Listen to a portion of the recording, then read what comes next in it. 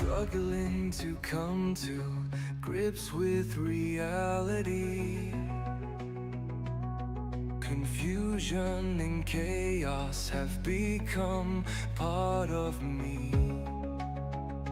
I seek answers to know where my liberation lies.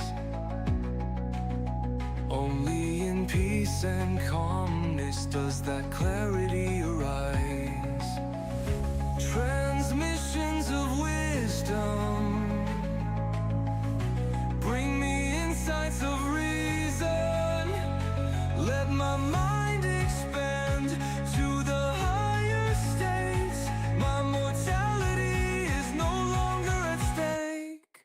Let me hear the wisdom transmissions. The wisdom transmissions. So many voices, so many interpretations.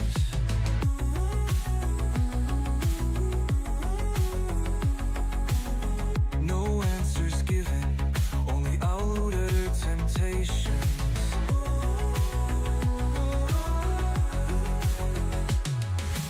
Where can I find that truth inside of me?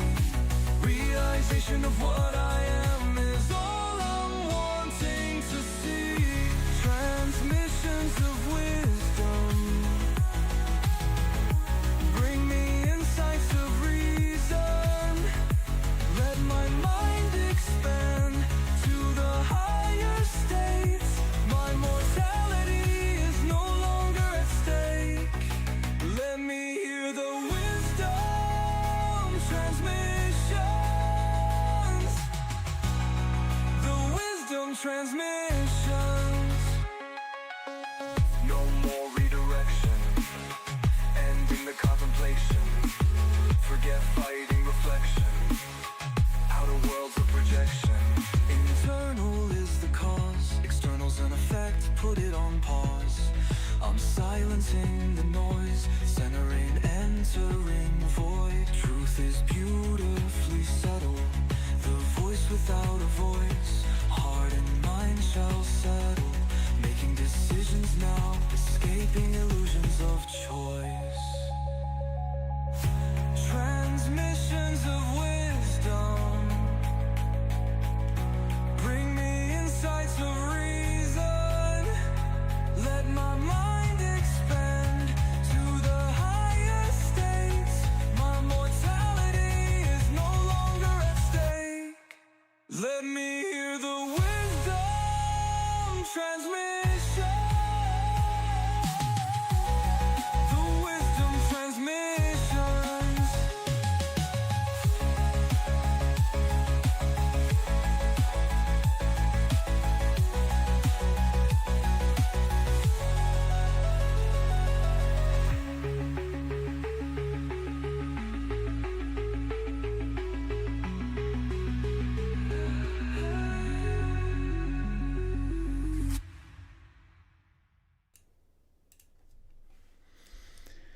And good morning, good afternoon, good evening, everybody. Welcome to the Wisdom Nexus. Here we are on Friday, and it is 10:10 at 10 a.m.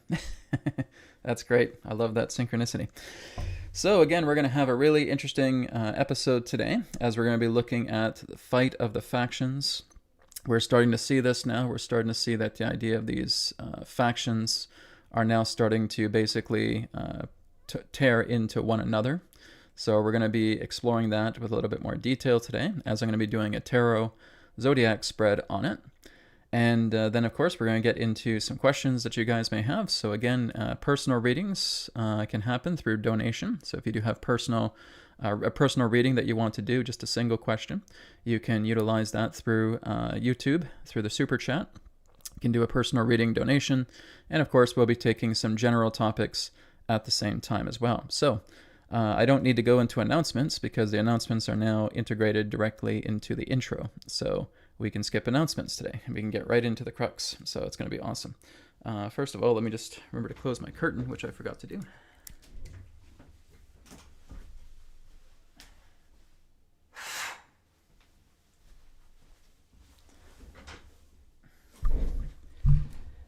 There we go. Gotta have privacy. Okay, let me get my cord out of the way. Great. Again, thank you so much, everybody, for being here. I hope you're all doing well on this Friday at 10:10, and of course at 10 a.m. So we're going to go ahead and get started. I'm going to switch things over to Zoom here, where I have my other camera, and we're going to work with the Tarot Zodiac Spread, and we're just going to be looking through the Zodiac Spread, talking about the faction groups, if they are indeed at each other's throats, and what this is going to lead to for them, right? What's in store for a lot of these factions, a lot of these mafia groups, a lot of these, again, corrupt organizations. And that's really what's happening right now. And we're starting to see that, especially with the West Coast area of Portland as well, too, where a lot of these quote-unquote ICE, I guess you could say ICE proxy soldiers, are fighting off with civilians and basically trying to take down Antifa in that way. Basically, you could say that ICE is one particular terrorist organization and that Antifa is another particular terrorist organization. And so basically they're proxy armies. That's the nature of them.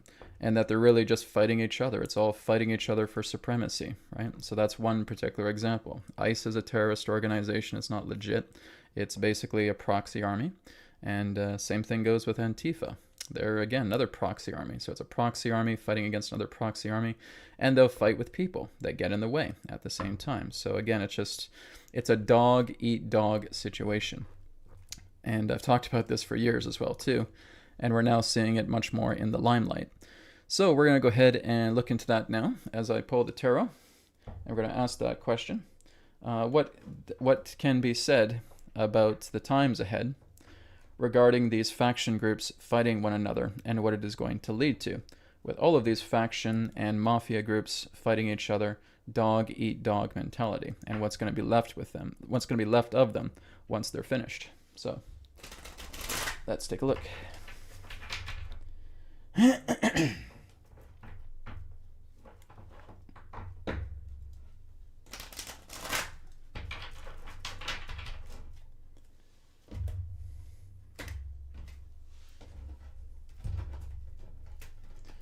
Okay, I'm going to move the cards sideways so you guys can see it okay. Okay, so this is the first card. That's Aries. Okay, so let me just make sure I got enough space here. There we go. Okay, there's Aries. And there's Taurus. Gemini. Cancer. Leo. Virgo, Libra, Scorpio, Sagittarius, Capricorn, Aquarius, and Pisces. So I hope you guys may not be able to see that too well, so... Well, you kind of get the gist of it with the other card there. So, there we go. And the 13th card with us in the middle. How we perceive this particular event. Okay. All right. So, now we're going to go ahead and take a look at this. So, you have to bear with me. I'm going to try and work with my microphone as I interpret all of this. Okay. So we now have the first house here, which is Aries, and it's aspecting together with the 7th house, which is Libra.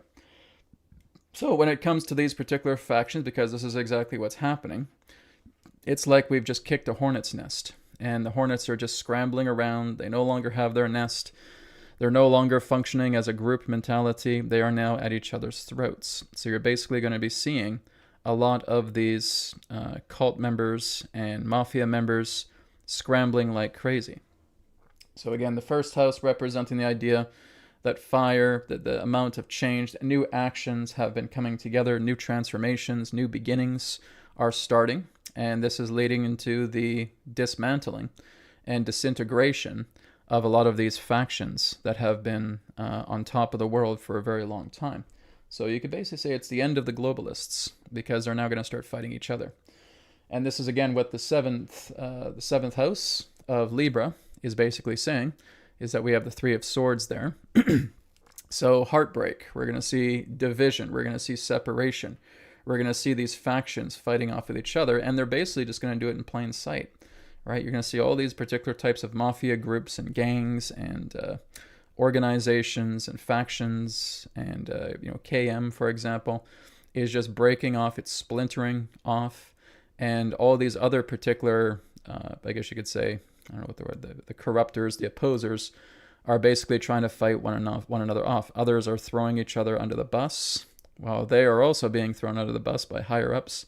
It's a mess. It's an absolute shamble that's going on right now. So we can see here, together with the new beginning, everything is breaking off, everything is being destroyed behind the scenes, relating to these KM, these organizations, these faction groups, these cabals. They are falling apart at the seams, which is great for us, okay? So the second house here with Taurus is telling me that they're scrambling for money. They're scrambling for any particular type of resources they can get. They will rob. They will pillage. They will fight. They will try to break into people's bank accounts. There's no low road that they will not take, right? But even if they try to do that, it's not going to work out, right? They're miserable. They're not going to get what they want. So their whole nature for finances and money is in a state of scrambling.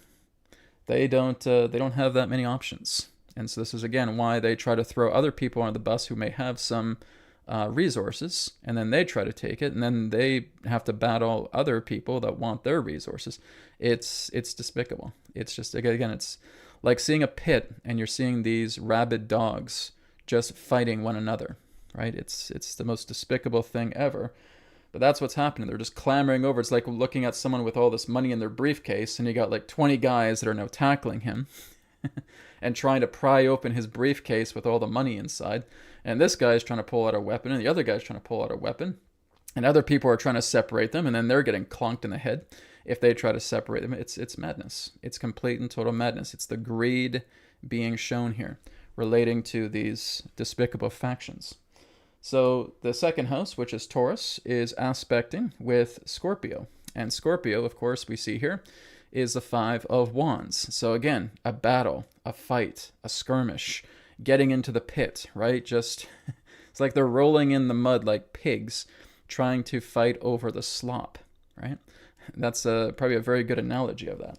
So we're seeing that the idea that they can't get what they want, and they basically have to duke it out with other members of their factions, or again, interfactional wars, so to speak, trying to stay alive, trying to survive, seeing who can be, quote unquote, in the resolve of the fight of the survival of the fittest, right? So, but there's no fittest here. There's just a bunch of slime balls. So, like I said, it's just a bunch of pigs rolling around in their own filth. It's just a bunch of dogs that are rabid in the pit, trying to basically rip each other's throats out. So unfortunately, like I said, people will get in the way of this. And like I said, it's the example of people trying to break others up, and they're just going to get a crowbar to the face, right? Stay out of it. Best to let these groups fight it out, because you're not going to negotiate with them. The only thing they care about is their greed. Their greed is the most important thing on their mind. So as long as they have that greed, they think they can still function until somebody else wants it. Then they got to fight with that. And then they may defeat that person. Then you got 20 other guys on top of you that want to try and get that as well too. And it's just an endless cycle of insanity for these particular types of factions and mafias. When we look at the third house, which represents Gemini, again, that's communication quite commonly. Then we're seeing smear campaigns. We're seeing groups actually smearing other groups. We're seeing factions smearing other factions. They're basically, it's almost like they're battling over the microphone here. Like they're just grunting, oh, it's my turn. No, it's my word. It's mine. They're just battling and fighting. And that's why the rhetoric on the media channels is so scattered. There's this particular group that has this particular type of investment and this type of media entertainment, and then there's this group that's trying to get their investment in there, and they're trying to battle over the scripts, right? This is why nothing makes sense. Nothing makes sense in political theater. Nothing makes sense in media theater. Nothing makes sense in social theater, right? The political, the media, the social aspects of it are clamored. There's confusion on all sides. There's calamity on all sides because factions are dying out, right? It's kind of like gang wars. You're just looking at these gangs, these mafia members just fighting over each other, slandering one another, trying to make themselves feel big, trying to give themselves supremacy. Well, again, you're kind of just watching over this and you're just shaking your head and saying, these people are nuts. They're insane. They're just fighting over greed. They're fighting over man-made things. How pathetic. So again, this is basically telling us of a smear campaign and kind of reminding us, just walk away. Just walk away. Don't get involved. Don't stay and fight with it. These people are going to take themselves out. This is the corrupt taking down the corrupt. Exactly as Adronis has said, I think all the way going back to like 2017, 2018. The corrupt will take down the corrupt. And this is exactly what we're going to see here. It's dog eat dog. It's pig versus pig, right? They're rolling in the filth. They're rolling in the mud. They are destroying themselves. And so this is aspecting together with Sagittarius. And Sagittarius represents good fortune. What's happening to them right now is going to benefit the people. The people will have an advantage because these people are no longer together, trying to work together, right? Going into these secret society meetings and trying to work together. They're at each other's throats, right? You basically, it's like if you do have them in the room, everybody's got a gun, right? Everybody's ready to shoot anybody else if they don't feel they get their piece of the pie, right? So you're seeing that collapse. So again, this is a very powerful emotional time, but it's going to be a time that is going to favor the people because all of these particular groups that have been trying to manage and maintain and run their empires are frantically falling apart. They're being destroyed, right? And you have to kind of let it play out. It needs to play out, and especially going to play out next year. Okay, 2026 is going to be a major year. It is the unhinged year. It is the year of revolution. I really would not recommend traveling anywhere in 2026 because look what's happening all over the world right now, my friends. You look at many cities, and of course there's media blackouts about this, but you have a lot of cities, even in the United States alone, that are under mass protest, under mass rallies. There are mass gatherings. I mean, they all have their own reasons, of course, but there's mass protests, there's mass gatherings. Not only what we're seeing in the UK, not only what we're seeing in Australia, not only what we're seeing in the United States, what we're seeing in, I believe it's Spain as well too, or Italy, right? All of these major cities are going to be filled with people. This is exactly what I said would happen. And this is going to get even more intense as we finish up this year and as we start going into next year. There's just going to be, millions and millions of people out in the streets constantly fighting and saying, we're not going to stop until this madness ends, until we see actual change, until all of this madness of starvation, of taking money away, of trying to enforce security and surveillance technologies on us, trying to put digital IDs on us, trying to work with extended border control, and trying to use that border control for extra surveillance, just more types of identification, which goes back to EUM 142's question about the EES, okay, with what Europe is doing. That's border control. Okay, that is digital ID. That again is just another type of surveillance. So yes, I looked into it. Okay, so what we're basically saying, it's very, very obvious of what's happening here.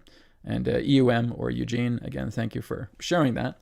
But like I said, it's very obvious of what's happening. They're trying to perform surveillance. They want to get everybody's name on file. They want all of their records on file. They can basically just access it with a click of a button or the swipe of a screen. Okay, so it's all surveillance, and none of it is going to work. All of it is going to fall apart, especially as we get into 2026, the year of revolution, the year of the fire horse. Like I said, where there's a fire horse, that horse is completely untamed and wild. It is going to break down every particular type of barrier that is there. It is going to come unhinged. It is going to knock down every particular type of infrastructure, and that's the idea of not just a revolution, but basically like rebellion. People are basically just going to be rebelling. There's going to be people who are just causing chaos. There's people who are going to be the calm ones, right? And those are the revolutionists, you can say. And then there's the rebels. And then the rebels are basically going to get in. They're going to start smashing everything. They're going to start destroying property. They're going to start breaking windows. They're going to start looting. They're going to start rioting. They're going to be all of that. It is going to be mass chaos on the entire planet in 2026. Okay? There's a group, again, that works together with revolution, and then there's the other one, right? It's kind of like the revolutionists and the revolts, right? And it's going to be a mixture of everything. And like I said, there's going to be a lot of psyops taking place in 2026. It's going to say, oh, these people that are gathering here across the cities are terrorists and blah, blah, blah. And they're going to try and separate them. And then there's going to be fights and saying, no, we're not doing that. And it's going to be more opposing. And in fact, it's actually going to bring more people out. Me trying to explain this with words just isn't going to do its justice, right? Like I said, we're already seeing that a lot of cities all over the world are already starting to do gatherings, are starting to have people coming out in the hundreds of thousands or even the millions, right? And it's going to increase as we go through 2026. This is all part of the breaking away of the old system, the fighting of the factions, the destruction of the factions, and seeing something completely new arise in its place. So when we go to the fourth house here, this represents Cancer, okay? So this can represent the idea of family, homestead, right? The mother, property in that sense. Things will start to get better as these particular factions basically destroy one another because they're not cooperating. They're not working together. Like I said, it's like just having all these insane asylum mental patients inside a room and they're all stroking guns, right? It's not going to end well. There's going to be a firefight, right? So, and if there's that one sorry person who's just clutching a knife, well, sorry, my dude, but you brought a knife to a gunfight. So that's exactly what's going to be happening with these factions. They're just going to tear each other apart. They're going to rip each other to shreds. So again, we're seeing the idea of, like I said, property. We can see the idea of the homestead, the average person, actually starting to move together into unification, because this is going to change the game when it comes to political power, when it comes to status, okay? There's a balance of power. There's a power shift here. There's a money shift here. And this could represent the idea of counterforces coming together and actually starting to refasten the media, right? So like I said, as I talked about before, is that there will come a point where the media will start bashing a lot of their former investors. A lot of these greedy investors that were basically programming the media that are now falling apart, the media is going to bash them. It's going to destroy them as well too. So the media is just being remade into another weapon that's going to break down these other factions, right? And it's going to continue in that way. And you're just watching all of this stuff disintegrate. It's kind of like looking at a slow motion free fall of disintegration of foundations, and you're just falling down, right? So it's kind of like how they would do demolition on a building, and you're just watching that building in free fall in super duper slow motion. That's what's happening. Okay, it's just all of these foundations, all of these pillars, all of these infrastructures are being demolitioned. They're being taken out altogether. So to me, here with the Cancer, representing the Two of Cups, and then aspecting together with Capricorn, which is the Two of Pentacles. So we have two. So this represents the idea of partnership. This represents the idea of expansion. Okay, so this represents the idea that this is going to make breakthroughs. And there's going to be new breakthroughs in regards to leaders. There's going to be new breakthroughs in regards to media. There's going to be new breakthroughs that basically represent the voice of status, right? Everything that represents the official channels, everything that represents government. Okay, that's Capricorn. Capricorn's all about government. It's all about status. It's all about popularity. It's all about kind of like the voice, the public voice in that sense that people want to cling to. It's all going through change. And of course, we can see the rough waves here in the background. Everything is going to change fundamentally. So again, we will see media corporations turning against the very investors that have been pumping billions of dollars into them. And then they're going to be tearing them apart as well too. Right? It's going to be happening. Then we go into the fifth house here, which is Leo. So Leo again is about courage, strength, intuition. Okay. So when we look at this with the fifth house, like I said, the conversation here is about these faction groups. More lies, more slander, right? So it's kind of like looking at the opposite of what Leo is doing. More political theater, more media theater, more anchor theater, all of this stuff, social theater.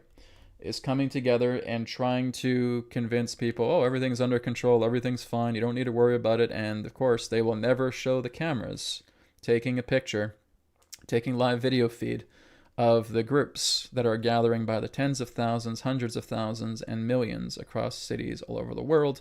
That is going to fundamentally increase by the end of this year and is going to be more fundamentally increased as we go into 2026. They do not want to show that, because if they show that, then that's telling them everyone's against them and they're finished, right? If they're actually trying to show that, they're finished. They're done.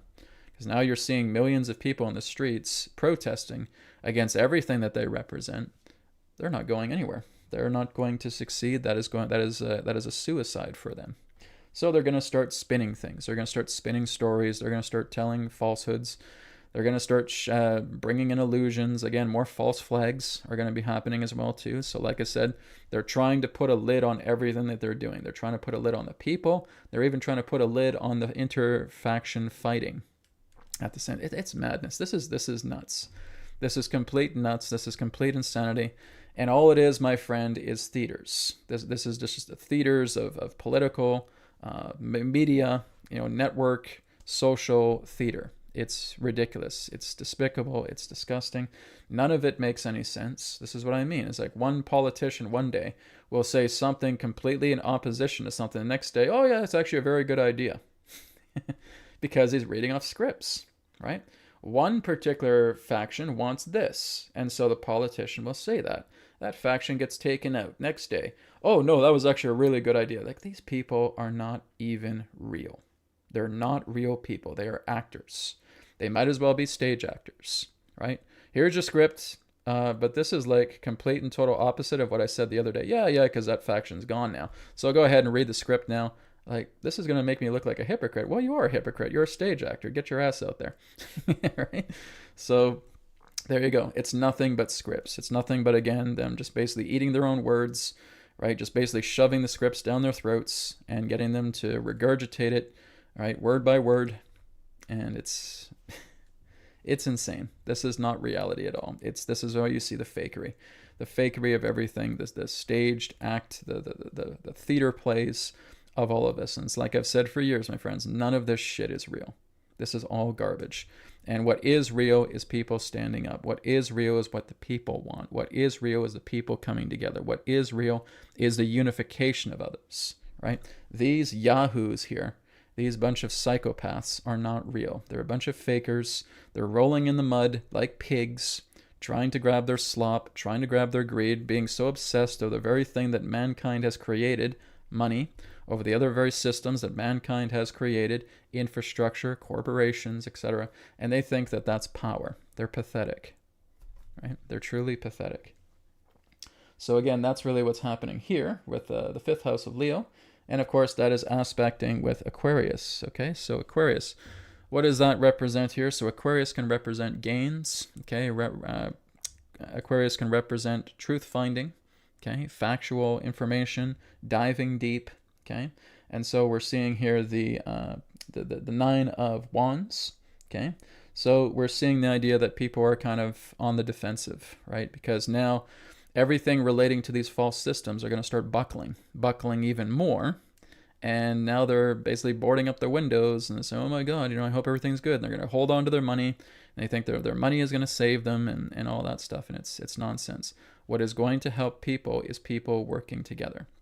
What's going to make a difference is people uniting, right? Not basically putting baseboards on your door and nailing the door shut and trying to close the windows and all that stuff. But basically that's what's going to be happening, is there's going to be, like I said, a mixture of different people throughout these large groups. So again, you're going to have ones who are the revolutionists who are doing it peacefully, and then you're going to have the ones who are revolting, who will basically do a lot of the riots. But of course, a lot of the riots are caused by proxy armies at the same time, right? Antifa is very well known for that, right? Black Lives Matter is very, very well known for that. All these George Soros funded groups that were basically anarchy proxy groups, proxy armies, okay? And like I said, then you have Trump's proxy army, which is ICE, which is basically a terrorist organization. And they're causing chaos as well, too. They're not patriots in any way. They are just a bunch of gangsters and mercenaries as well, too, coming together. In Portland, they're spraying cops. In Portland, they're spraying people because they're trying to fight Antifa, but at the same time, they're taking down other people that are in the way. This is what I talk about as the ridiculous and despicable factions that are fighting each other, because the Trump that we see in the White House is not the real Trump. This is some doppelganger, right? I can't say where the real Trump is. I'm not sure if he's in Cheyenne Mountain or if he's resting peacefully or what have you. I've done some readings on it. It's kind of inconclusive where he is. He basically just says that the real Trump is out of the picture right now. This stage Trump, this basically doppelganger in the White House, is not the real Trump. Okay, so he's very much in Israel's back pocket. So again, they represent a particular faction within themselves, and they will work together with some things that maybe people like and some things that people do not like. But like I said, they're still a faction, just like anything else. If you get into the White House, you're going to be part of these factions, just as how things work right now. It is impossible for a complete and total independent who has no ties to these factions to be sitting in the chair of the White House. It's not possible. Okay? You got to be aligned with some particular type of faction. And that's basically what Trump has done, right? And the fake Trump that were there, the stage actor Trump, the avatar Trump is there. That's not the real Trump at all, right? This is just some guy, again, who's reading scripts, okay? Very good makeup, very good prosthetics, very good mannerisms of Trump, but not Trump at all, right? He's basically just part of an Israeli gangster faction, right? He's basically in Benjamin Netanyahu's back pocket. So he's basically just an Israeli sellout. Simple as that. So then we go to the 6th house, which is Virgo. Okay, and Virgo is all about labors, working together. They can also represent adversaries and enemies. But this is telling me that there's new leadership that's coming, right? And this leadership, again, may represent new factions, okay? Because there's always some faction playing about, but it's a faction, like I said, a lot of these renegade factions are de facto. They basically remove themselves from the order of a lot of these secret societies, and they're going their own group because they do want to see Earth prosper. They do want to see humanity prosper. But like I said, unfortunately, Trump is not in one of those particular types of groups. But this is telling me that there's new work ahead. There's new transformation ahead. This may represent, again, the new monetary system that's going to be coming together, the new financial system that's coming together. Because with these, basically, the divided factions out of the way that are no longer able to control the despicable money supply, new forms of currency is going to come together. So that could be cryptocurrency, that could be gold-backed currency, it could be many different things. So the 6th house, again, aspecting the 12th house, which is the Queen of Swords, which is in Pisces, and Pisces represents loss. To me, this is basically the lopping off of all of these gang members' heads. Right, it's kind of the feeling. It's kind of like the Ice Queen, right? The icy, cold-hearted Queen of Swords, right? Where she takes no BS. It's almost like a Kali in that way. And these despicable gangsters are basically getting their heads lopped off. And that's really what's going to happen. All these particular people that are all about greed, manipulation, trying to maintain their power, the only thing they have to look forward to is death, because they're not going to change. They are not redeeming themselves. And anybody can. But if you wait too long, your head's going to be cut off. And that's really what's going to be happening here. And of course, Pisces is the sign furthest away from the sun. So again, that can represent them stuck in darkness, right? And again, like I said, it's the opposite of compassion. They're basically walking the other way. Pisces can be very compassionate, very loving, very trusting, right? Because they align much more with the nature of the moon, because it's very feminine. But like I said, these guys are not aligning to anything. They are in the pits of despair, and they're going to get lopped off. Their heads are just going to be decapitated, and they're finished. So like I said, this is the complete and total ending to these factions. They're going to be taking themselves out. They're going to be destroying themselves. They're going to be annihilating one another until very few factions are left, and the ones that are left do not have that power of other factions backing them up, and they're going to be dissolved very quickly, specifically by the people. So they're basically taking out their own allies and destroying everybody because their greed is consuming them. And then with so few of them left, they're not going to survive the mercy of the people. And then, or the mercilessness of the people, I should say. And they're going to fall apart, right? So basically, this is where we could probably see some more trials and stuff like that. These particular corrupt politicians will not have their leaders to back them up.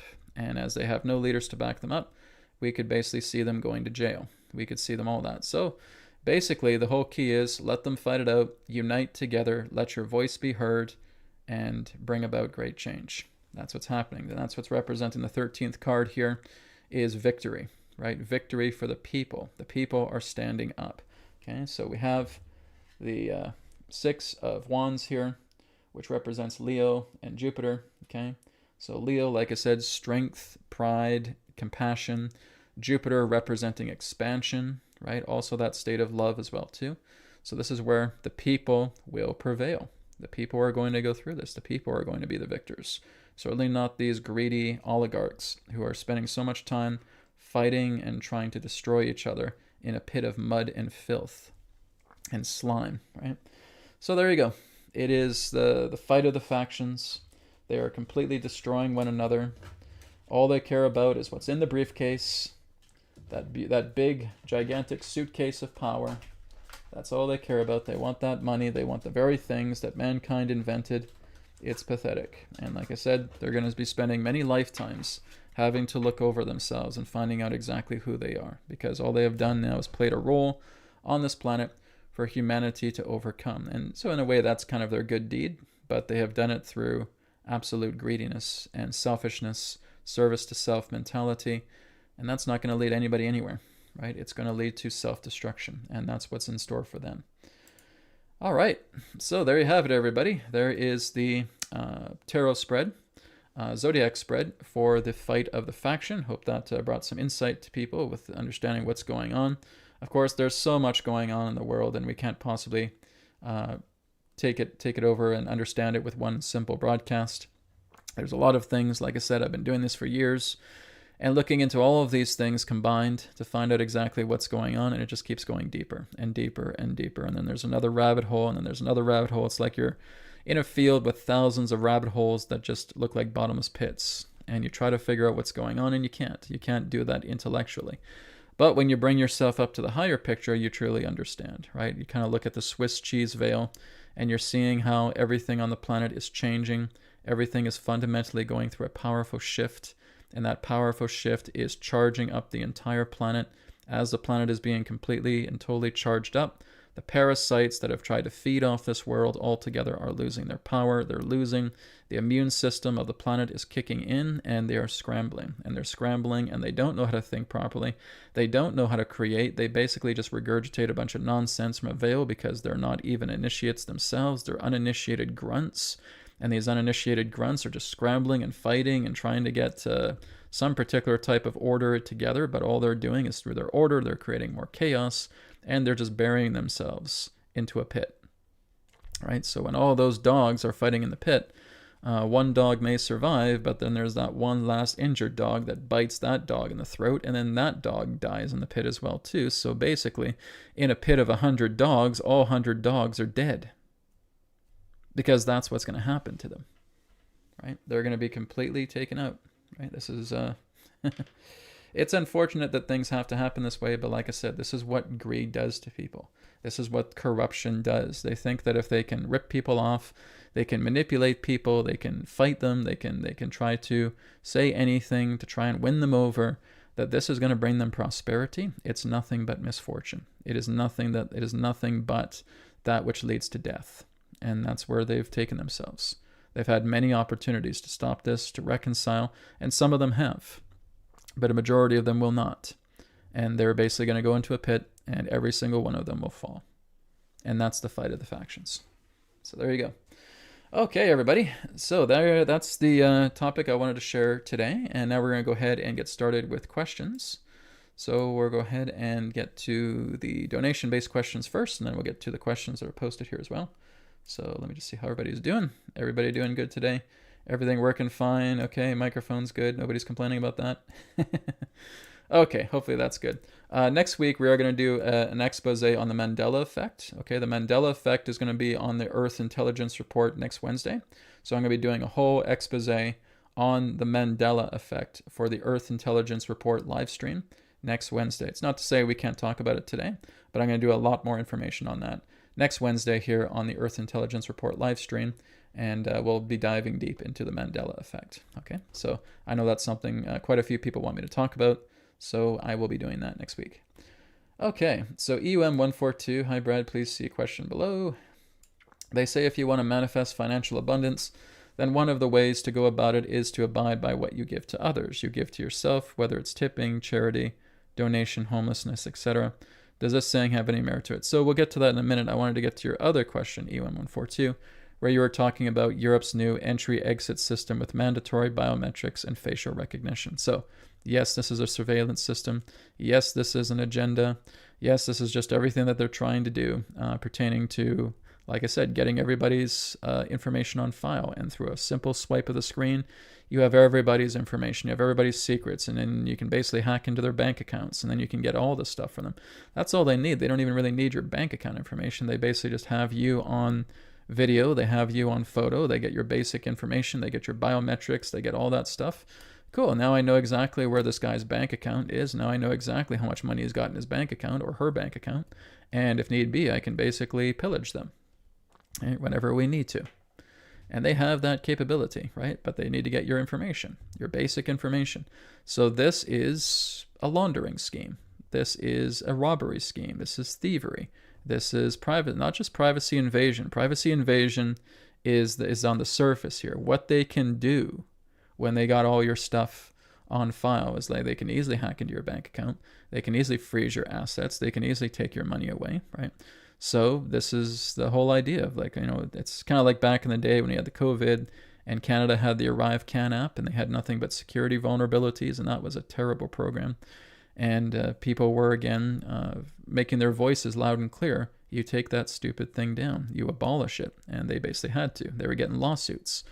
My suggestion would be that you guys in Europe file lawsuits.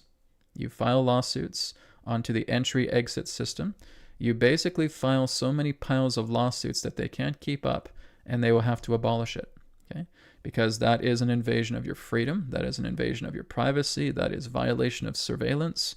That is them going into your bank account and trying to seize your assets because now they have your information on file. It's thieves. It's thieves being able to do this work. All this surveillance nonsense, because we say, oh, it's an invasion of our privacy. Guys, it's way more. It is way more than just an invasion of your privacy. They can rob you of everything that you have. They can take everything away from you. This is more than just a privacy invasion. This is outright thievery of the average person. And what you should be doing is looking at all of these surveillance companies and these governments that are trying to run digital IDs and sue their pants off, right? You put lawsuits. You put lawsuits on them, and you get people in the hundreds or even the thousands that are doing that. They'll have no choice but to abolish these programs because now you got hundreds of people coming together suing them. Because if you look deeper into the data, you'll see that as they start to hack you, they have access to everything. They have access to your mortgage payments. They have access to your house. They have access to your bank, right? They have access to all the particular type of resources that you have. And they can do this, right? If you dig deep, you will find that. And when you discover that, right, lawsuit time. And you just start piling on the lawsuits with these people and you make it say, this is not okay. We are not going to have my picture. I'm not going to have my picture taken. I'm not going to have surveillance information of myself. I'm not going to reveal basic information about myself so you can have that, so that you can hack into me, so you can take everything that I have. Because that's what they're going to do. That's their last resort, my friends. It's scary to say this, but that's going to be one of the last resorts. A lot of you guys are going to get robbed, right? It's going to happen. Because as they start to lose control on money, they are going to start pillaging bank accounts. Now, again, I think the whole idea is I don't think it's going to get to the point of majority, but at least to the state of minority it is.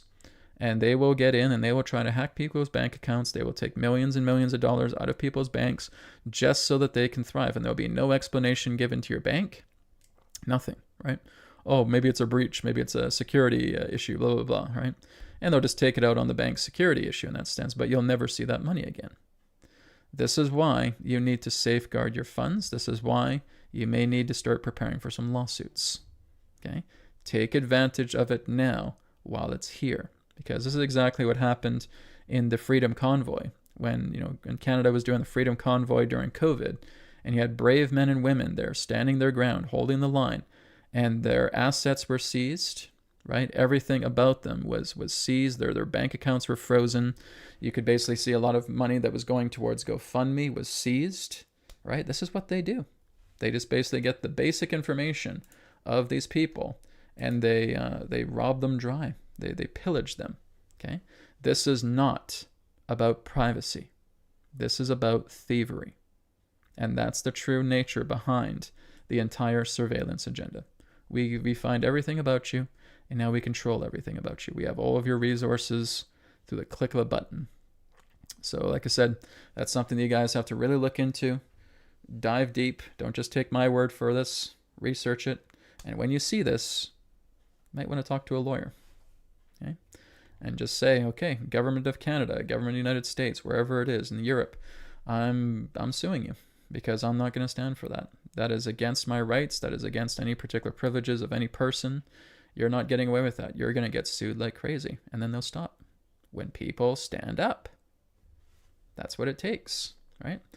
So that's that question, Eugene. So yes, it is a massive agenda, and that's the whole secret behind it. Okay, so what they're doing with digital IDs, what they're doing with old COVID apps as well too, what they're doing with entry and exit systems, all of it is surveillance technology, yes, but it's thievery. It's all a ploy to rob you dry whenever they feel like pressing the button. So like I said, stand up against it, start talking to some lawyers, get some lawsuits going, because that's how they back down, right? Especially if they do it in the thousands. So again, the beginning of your question was, they say if you want to manifest financial abundance, then one of the ways to go about it is to abide by what you give to others, you give to yourself, whether it's tipping, charity, donation, homelessness, etc. Does this saying have any merit to it? Well, when you're looking at the nature of abundance, you see you're not just being selfless because it's a means to an end, because what you're basically doing is you're pretending to be selfless so that you can try and get something back. So no, that's not the true nature of abundance, right? Where it's abundance financially in that way. The real key here is, number one, be at peace with money. Okay, this is what I've had to do, because when I first started this work, I hated money to untold levels. You know, I basically took my wallet out of my pants and just kicked it and said, I can't stand this thing, right? That's how against money I was when I first started this. It was up to about 2011, 2012 when I was doing that. And then I realized, right, a friend came to me and basically was kind of re-educating me about the nature of money. He says, the reason why you're struggling so much, Brad, is because you have no peace with money. You see it as an enemy. You see it as a foe, right? Others may see it as the ultimate supremacist, right? They may see it again as being the big boss over them. And that's really what's causing you to plummet with not having any, because you basically see money in some particular type of shadow. Whereas when you start making peace with your finances, and it doesn't matter what the finances is, it doesn't even matter what the exchange is. As long as you are making peace with that, that's the first step, okay? When you are then attempting to bring about financial abundance to you, see it in regards to how it can benefit others. You can certainly be the host of the finances that you get, but what is it doing for others? Are you helping other people out? Are you giving big tips in restaurants, right? Are you giving to charity, whatever it may be? You're doing it through the natural flow of being selfless, okay? So the first one is make peace with money. Second one is share the wealth, okay? That's really what it comes down to. You do those two things, you'll have all the money that you could ever want, okay? So again, what prevents people from going into that financial abundance is they're scared of money. They hate money. Money makes them sad, whatever it is. There's an emotional response. There's a traumatic response that surrounds money. And I'm not saying that money is all evil. It's not. It's the person behind it. It's the person in that sense that utilizes it to the degree where there could be blood money, right? Where again, they're basically trying to create hit jobs on people, and then you get these ruthless mercenaries getting millions of dollars killing people. And there's blood money. And then there's money in that sense that are now actually starting to bring them towards good causes, new organizations that are coming up that want to help people further, new projects that will come together to aid people in their health and their healing and their wellness. That's a good way of using money, right? You see again how it represents a polarity. But the key here is to be at peace with money, right? And again, a lot of these greedy people are not in peace with money. They will simply take it because they feel that they can, right? And they will take it by any means necessary. They will scam people. They will basically manipulate people to the greatest extensions until there's not a dime left in their pockets. And then they grab it and they're greedy and they scam people and they run off with it, right? But then again, shortly afterwards, they'll lose it because then they'll be scammed and then they'll be taken over in that way. So, like I said, there really needs to be a harmony with this, with the nature of financial abundance. So if you want to manifest financial abundance, it really just comes down to those two things. Number one, be at peace with it. Number two, share the wealth. That's the key. That's all there is to it. All right. Thank you, E1142, for your question. Let's go down to some other donation-based questions here. Okay, this one here is from Eve, and it is for Adronis. Adronis, as you mentioned, challenging times are next. Is it in relation to digital IDs or something else? Will the awoken find it easier as they know what's up? It's a good question. A couple good questions there. So let me go ahead and bring Adronis in, and he can talk, share some insight on this about challenging times ahead, digital IDs, and the awoken. Okay, one moment. So I'll do my best to project my voice because I'm a little bit further from the microphone, so hopefully that's okay. Actually, what I'll do is maybe I'll crank up the volume here a little bit more with it. Okay. There we go. Just cranking up the volume so you guys can hear me okay. So I have to step back because if I'm channeling, I'm going to knock my head in the microphone here. Make sure I don't get the blurriness there. Okay, here we go.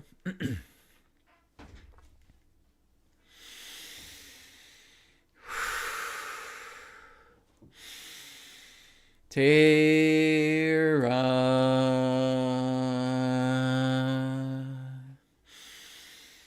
Soul Star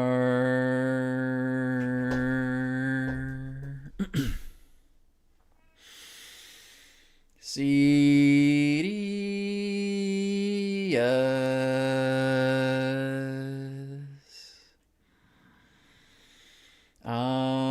Adronis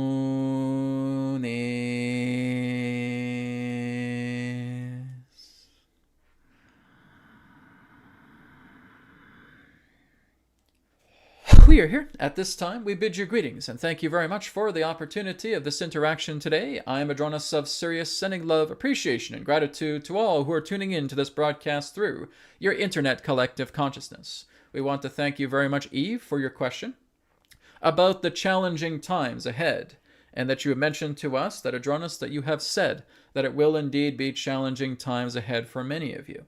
Is this because of digital identification? Is this because the awoken will now finally start to see what's actually happening? What's been kept around them in veils that are now starting to be opened? And that this will lead to a greater realization to see and to understand exactly what's taking place? There's a combination of those things, yes. Where it becomes more challenging, though, is that many of you have been addicted to these systems that have been wrong. These systems about how you are educated, how you have decided to follow certain careers, how you handle money, how you work with food, how you handle food, the food that you're eating. All of these modern systems that have been about control. And now starting to see them collapse and saying, oh, right, well, they're collapsing, but what is going to happen to us? If all of these particular systems, as Adronis and Brad have constantly said, are going to the old falls apart, the new rises. So when it comes down to this whole effect relating to the nature of what do we do, this whole nature of anarchy in that sense, it's not going to be anarchy. It is going to be resolve. But yes, the whole idea is these governments are doing absolutely everything they can, everything that Brad just told you about surveillance technology is 100% accurate. 100%. That's why they want to get so much into surveillance, because many of you will be wondering, why? Why do they want our photo? Why do they want our basic information? To basically have the opportunity to steal from you when the time is right. That's why. So again, why it's going to be such a challenging time ahead is because many of you are going to realize the truth. Everything to which you have flaunted in the idea of thinking that this is just conspiracy theorist mumbo jumbo, but then you start looking at everything that's been unveiled as of late, And then you go back many years to where a lot of these whistleblowers have come out and said that this is exactly what's going to happen. You realize this isn't conspiracy theory. When you look at the idea of the surveillance that they have been doing, when you really look at the idea of shutting down the world for 2 years over a virus, so again, it brings about greater states of surveillance. So again, it brings about a heightening to the pharmaceutical industries. Again, this is what's been shared over years. From the idea of the 9/11 attack, you even had people saying that that was going to happen years before. So again, everything that's been labeled as conspiracy theory has actually been conspiracy fact. It just happens at a later time. And for those that remember, they see this. So the challenge here is being able to understand that now as you become illuminated with this particular type of knowledge, you're scared of it.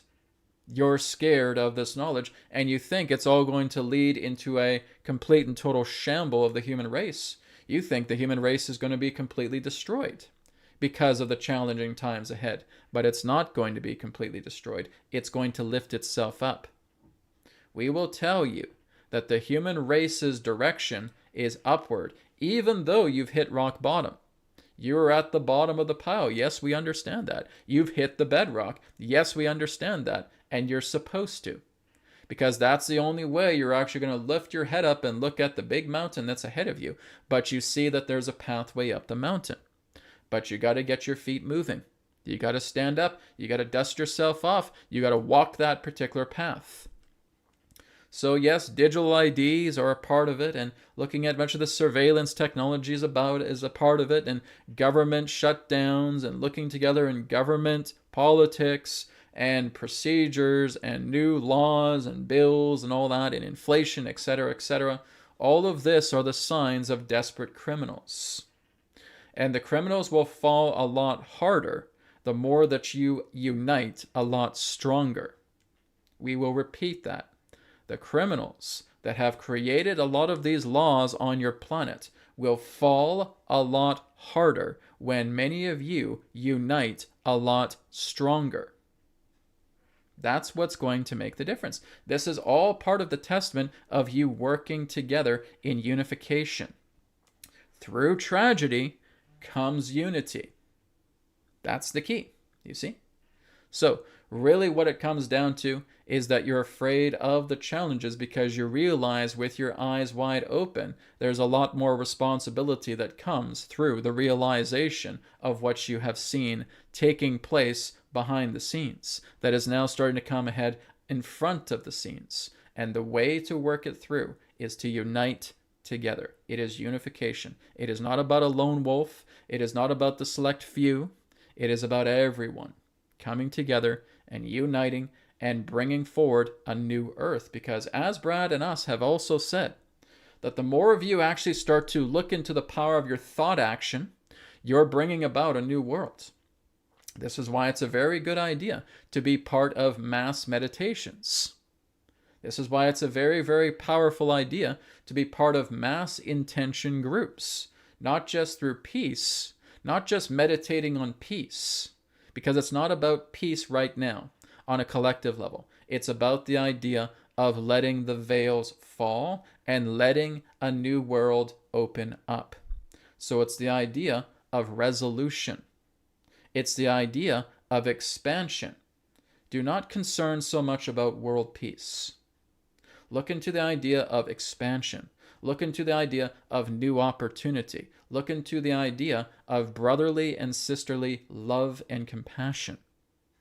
That's what your world needs. And through that power, the world starts to reshape itself. You will understand that you're part of a holographic universe and that everything is bendable. And when enough of you come together, the world will change. So focus not on peace, but focus on the expansion, the love, the compassion, the community, the interconnectedness of yourselves. That's what should be your focus. All right? We thank you for your question. Okay. So I noticed that my OBS was cutting out here for a few seconds. Like I said, that's what happens, guys. I start speaking these truth bombs and the little fluctuations taking place here with OBS. So hope you guys can still hear me. Hopefully everything's okay. All right, let's go ahead and move on to the next question. This is the year of the fire horse. Hi, Adronis. Can changing your legal birth name create a significant difference in your life based on the numerological change of letters to the name? Okay, one moment.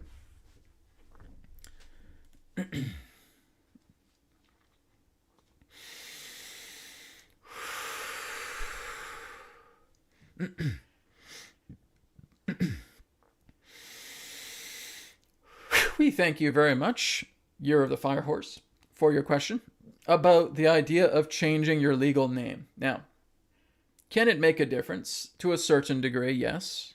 Is it going to replace the name that you were born with? No, it will not. All right? You have to understand that as soon as you become stamped, as it were, as you come into this world, you have your birth certificate, and that is basically the energetic that has been stamped upon you. It has been given to you by your parents because you are not young enough to give yourself a name. So the parents have basically already christened you with the name that you have. So if your name is Bob Jones, that's the name that's going to stick with you for the rest of your life. You cannot erase that. You cannot avoid that.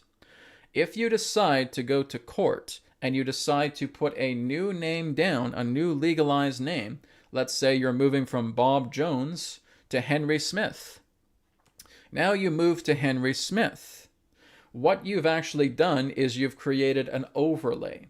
You've created an overlay of numerology upon your name, which means you've created a new energetic, but that energetic does not take over the core nature of yourself. You have been astrologically bound through the nature of being christened by the name given to you by your parents. You have to live with that for the rest of your life. Simple as that. It's no more different than a gender. Does not matter what you identify with, you came into this world as that particular gender. Can't do anything about that. You may create overlays, but that doesn't matter. The core of yourself is intact for as long as you're in the body. So your gender stays the same as it was, regardless of what identification stuff you put upon it. And your name still pretty much stays the same. That's your core numerology. That's your core energy. It cannot be changed. It's permanent for as long as your body exists. So when you go to the court, when you decide that you want to have your name changed from Bob Jones to Henry Smith, then yes, you're putting an overlay. You're basically extending a branch of yourself that can be of certain numbers that you can play with. But again, as we stated, that would represent a peripheral nature to your numerology. So for example, if you're discovering that your life path was indeed a 5, but again, as you look at your name and you're breaking down the destiny number, and all of a sudden you're a 7. All right? So you basically have the life path of a 5, and now you have the destiny or expression number of a 7. So that's telling you that you're able to play with the energies of 7, which represent mysticism, which represents depth, which represents the intellectual, which represents the intelligence, but you only have access to that, which means you cannot really embody it to the point where it becomes the core of your nature. The core of your nature is the 5 vibration, as we're giving in this example. When you're looking at the nature of Henry Smith and you're doing the destiny and expression number, and that represents 7, it's something that you can play with. It's something that you can work with, but it's not something that you can put and seize directly into the core of your being. It's something that you're playing with peripherally. So it can have some benefits to it, but you're not able to embody it into the core of yourself because your core is a 5. That's what you have been assigned. So again, it's very much like the idea of a person who has been assigned a number through the institution that they work with. This is the number, this is their employee number. Now, they may not like that number, and they decide through their own means that they're trying to sculpt a new number into their card and saying, well, instead of a 4, I want to be an 8. Now, again, you can play with that number 8, but you are assigned as a 4. You can't change that because the institution recognizes you as a 4, no matter if you grab a card out and you start writing the number 8 on it and thinking that you're the number 8. It's not going to work. It'll have peripheral overlaying effects with you, yes. but you cannot embody that into the core of your being. All right? So we hope this makes sense to you. We thank you for your question. Okay. Thank you very much, Chris, for your question. Let's go ahead and move on. If there's any more donation-based questions. Okay, no, just a Showman's Sauna. I love that name. No question, just a thank you for your time, Brad. Well, I appreciate it. Thank you for your time and joining me today. Appreciate that. Okay, we have one here from Bodhi Tree. These are great names, guys. I love them. Hi, Brad. I was wondering if you could do a quick tarot spread for how 2026 will go for me. Okay, well, we can do, yeah, again, I can do a quick one for you because you've donated and it's a personal question, so that's fine. So let's go ahead and take a look and see what 2026 shows ahead for you, Bodhi Tree.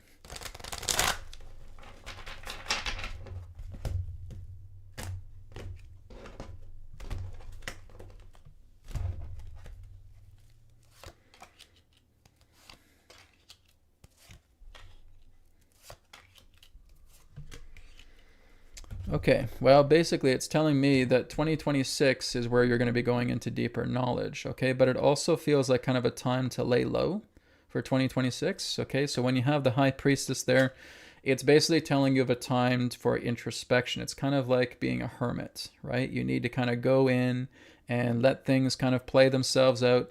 It's kind of like you're saving for a rainy day, okay? So the whole idea is that you're going to go through a time of great introspection. A lot of this time will be a lot more inwards, right? A lot of things I feel on regards to like financial abundance aren't going to go your way too well, okay? I feel like you're still going to be fine, okay? But this is representing the past of the situation, okay? So it feels like maybe you've gone through some good rewards this year, okay? So it looks like some things have been working your way well this year. And then as you start going into 2026, right, there's the Ice Queen. And this can also represent a time of inward thoughts, of introspection, okay? And this is also confirming that here with the Nine of Wands, okay? So kind of like going into your own little abode, right? And just kind of letting things pass you by, letting things happen, and just spending more time working on yourself inwardly, right? So I would say that 2026 represents an inner nourishing time, an introspective time, a healing year for yourself, okay? As you start balancing out things and start making new decisions, okay? So that's basically what the overall result is saying here. You need to kind of balance things out. You need time to weigh your options, and you need to start balancing out the material world, okay? So this may represent making changes to your business, making changes to your career, making changes to your lifestyle, making change to how you receive money, okay? So it really represents a very introspective year for you. Time to lay low. That's really what I'm getting here for you. Okay, Bodhi Tree, thank you so much. And again, I suggest going into meditation, working with yourself, burning away the traumas, clearing away that. And like I said, I think you'll be fine. I think you'll get by okay. But like I said, we try to, really kind of push the envelope when we're being told by Spirit, you need to kind of lay low this year, right? Oh, but I got to make money. I got to make money. I got to make money. I said, no, you got to lay low. You got to lay low, right? It's not to say that you won't do well. It's that it's not the time to make money. It's not the time to make a bustling business. It's the time to introspect, right? So that's the message I'm getting for you. All right. Thank you, Bodhi Tree, for your question. Okay. Let's see if we have any more donation-based questions. Nope. That's it. Okay, great. So let's go ahead and move on to the other questions here, the free questions that are here. Okay, so I went through EOM's questions here. Okay. So this one here is from Marilena. Question, South Africa. Will we succeed in removing the African National Congress from political power and begin the healing process that we deserve? Yes. Okay. I can't say it'll be in 2026, but it'll be pretty close between, I'd say, the next 2 years. Okay. So if I'm basically looking at South Africa, again, if I'm going into the Akasha, if I'm looking at their folder, I'm just seeing people taking over everything, right? It says, Adronis has said, Africa is going to be cut in half. The entire continent of Africa is going to be cut in half. But I still don't think people understand what Adronis means when he says that. We're not talking about a disaster here. We're not talking about a physical disaster. We're basically seeing the idea of Africa being cut in half because the people are going to stand up, because the wealth is going to start coming back to the people, which means everything pertaining to secrecy is now going to be broken open. everything that's been held behind the scenes is now going to come to light. And the people are going to bring about their power in the greatest way.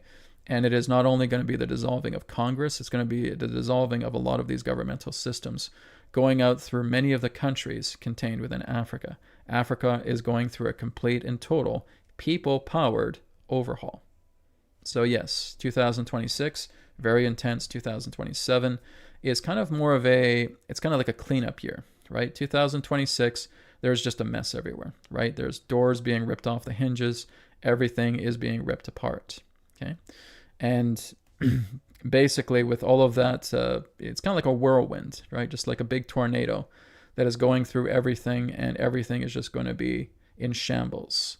And then when we get into 2027, there's a little bit more of a containment.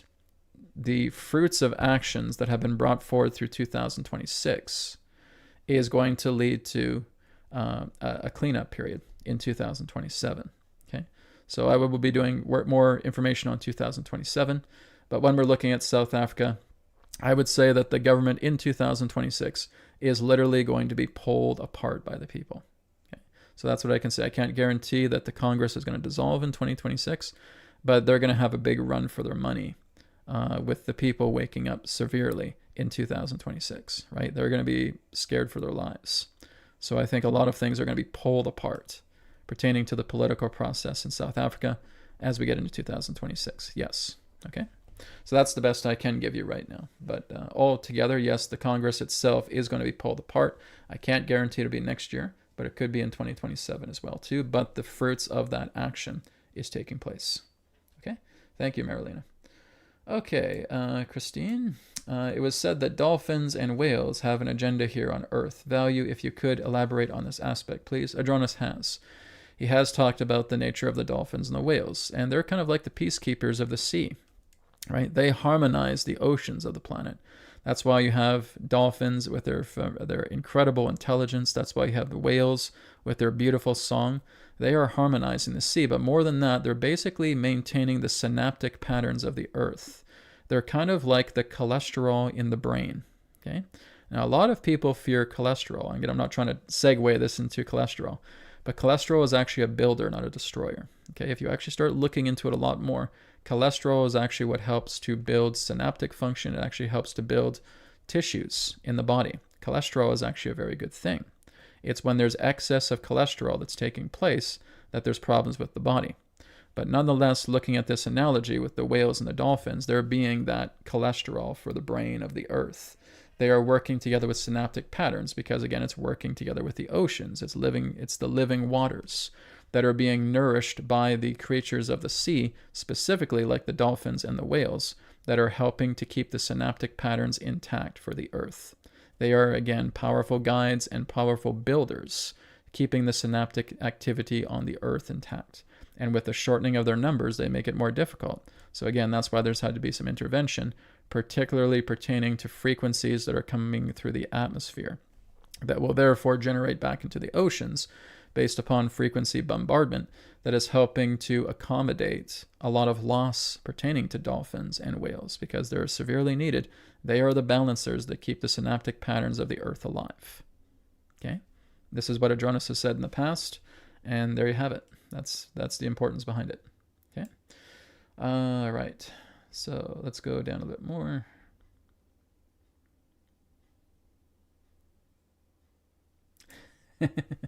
Samurai shampoo music. I love the name. You drop stuff first like it's no big deal. The current Trump is a doppelganger. He is, yes. I mean, sorry guys, this is just basically how it is. The whole idea of Trump, unfortunately, is that when we had Trump in the first term, that was him. Okay. When you're looking at Trump in the second term, it's not him. Okay.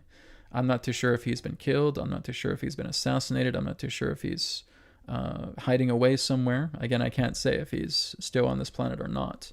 And that there is a doppelganger in his place. And the doppelganger that is working as Trump is in cahoots with Netanyahu in Israel. Okay, he is an Israel patsy. Simple as that. And I think a lot of other people have been saying that as well too, right? I just haven't talked about it because no one's ever asked me the question, right? Nobody has actually come to me and said, Brad, is Trump actually a doppelganger, or is it the real Trump? None of you have asked me that. So again, this just kind of comes in as I get the downloads. And I say, okay, here's a download for me to talk about Trump. So if I'm not being basically prompted to answer that question, sometimes it will come in through downloads. Guys, I don't take this shit seriously. This is the thing. I don't look at what's happening on the planet as a big deal. This is theater, right? This is all just fake people trying to get the real people to stand up. It's the Truman Show. Okay, that's what it is. It's a bunch of fake actors trying to light a fire under your ass to get you to stand up, to start taking responsibility for yourselves. And for God's sakes, I've said this for years. And I continue to say the same thing. Because, again, I'll keep saying it until it gets inside the thick head. Right? But this is exactly what's happening. It is the idea of all of these actors, all of this fake, all this theater that's taking place, all this Truman Show, all of this reality TV of Earth 2025 is taking place to wake you guys up. That's what's happening. That's what's taking place. You have all this reliability on a leader. Now the leader gets taken over. Now he becomes somebody else. Now he basically has an agenda. Now he's in bed with Israel. And then what happens, right? And then you start to say, oh my God, that leader's a failure. Oh, we need to look for another leader now. Oh my God. No. You're the leaders. You're what matters.